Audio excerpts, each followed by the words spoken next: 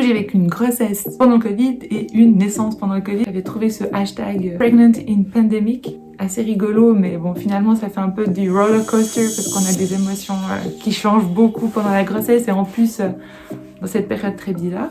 Bonjour et bienvenue chez Mother Stories, la communauté dédiée au bien-être des mamans et des mamans en devenir. Notre mission est de vous informer et de vous accompagner à chaque étape de votre maternité. Grâce à des partages d'expériences uniques et authentiques, permettez à d'autres femmes de se sentir soutenues, comprises et rassurées dans cette folle aventure qu'est la maternité. Découvrez notre 5e birth story, celle d'Audrey qui a vécu sa 2e grossesse et son accouchement en pleine pandémie. Elle compare cette expérience à sa première grossesse. Bonne écoute! Bonjour à la communauté Mother Stories, je suis très contente de vous voir aujourd'hui. Je m'appelle Audrey, j'ai 34 ans, je suis maman de 2 petites filles. Ella qui est née en mars 2019 et Lou qui a tout juste 2 semaines. Là on est le 30 novembre et elle est née le 16 novembre. On va commencer par le commencement. Donc Lou, on a su qu'elle allait arriver en mars, en pleine période de Covid. C'était assez particulier, donc on a vécu une grossesse en pandémie. J'avais trouvé ce hashtag Pregnant in Pandemic assez rigolo, mais bon, finalement ça fait un peu du roller coaster parce qu'on a des émotions qui changent beaucoup pendant la grossesse et en plus dans cette période très bizarre. Donc du coup j'ai vécu une grossesse pendant le Covid et une naissance pendant le Covid, donc il y a eu 2-3 petites choses qui ont un peu été différentes de la naissance d'Ella. Pour commencer, comme Lou, tout comme sa sœur, c'était pas tourné, donc du coup on a fait plein de choses pour que la naissance se passe au mieux. J'avais vraiment envie d'avoir une naissance les plus naturelles possibles. Du coup on a fait de l'acupuncture, de l'aptonomie, et finalement on a fait une version. Donc j'ai une gynécologue super qui a réussi 2 fois à tourner nos bébés et qui a permis qu'on ait des naissances qui se sont très bien passées. Donc ça c'était génial. Le samedi soir, dans la nuit du 14 au 15, j'ai commencé à avoir des contractions à peu près toutes les 20 minutes. Mais vu que ma date était au 16, ma date de terme, je me suis dit, bon, c'était psychologique, simplement. Et puis, il faut savoir que pour Ella, j'avais perdu les os et tout de suite eu des contractions hyper intenses et rien du tout avant. Tandis que là, j'ai eu toutes les 20 minutes des contractions, ça m'a réveillée la nuit, je rêvais que j'accouchais. Enfin, c'était un peu bizarre. Mais en même temps, j'avais dans la tête que ma première était à la maison et qu'il fallait que je la fasse garder. Donc du coup, je pense que ça m'a un petit peu bloquée psychologiquement, je sais pas. Mais du coup, le dimanche, ma maman est venue la chercher, je savais qu'elle était en de bonnes mains. Je me suis bien reposée tout le dimanche, déjeuner au lit, regarder des films, détendu un petit peu, laissé le mari dormir. Et vers 5h30, je sais pas pourquoi, dans ma tête, il fallait aussi que j'accouche de nuit. Hein, des fois, on est... psychologiquement, ça influe un petit peu, je pense, inconsciemment. Vers 5h30, les contractions ont repris. Et encore là, j'étais pas sûre, je me disais, mais oui, ça fait très très très mal, mais est-ce que c'est vraiment ça? Et oui, donc c'était bien ça, donc vers 5h30, je suis restée à la maison jusqu'à 10h, donc je suis restée assez zen quand même, toutes les 10 minutes, puis toutes les 5 minutes. Puis là, le trajet en voiture jusqu'à l'hôpital à Fribourg a été assez long, parce que quand même, ça commençait à faire très mal, mais c'était gérable.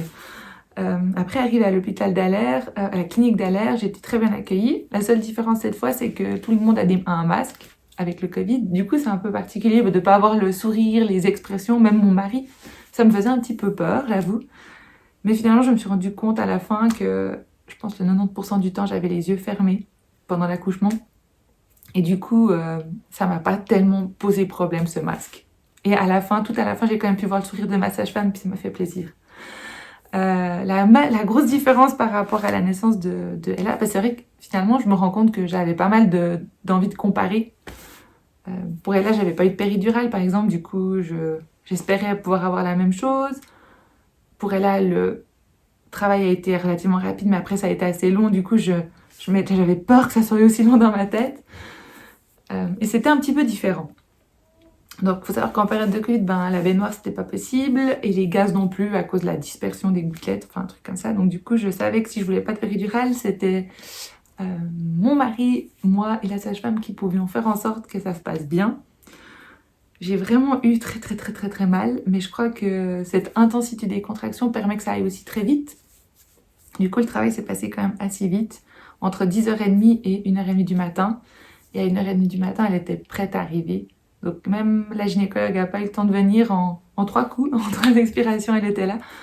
Et ça, c'était génial parce que pour Ella, par exemple, ça avait pris beaucoup de temps et à 1h30, je me sentais tellement fatiguée. Je me suis dit, mais si ça prend encore 3 heures, je vais jamais y arriver. Honnêtement, j'ai dû jurer, crier, hurler des milliers de fois. Et en fait, à 1h50, c'est-à-dire 1 minute après qu'elle soit arrivée, j'avais déjà tout oublié. C'est fou comme la nature est bien faite. On souffre vraiment tellement intensément et en l'espace d'un instant, il y a tout qui est oublié. Donc voilà.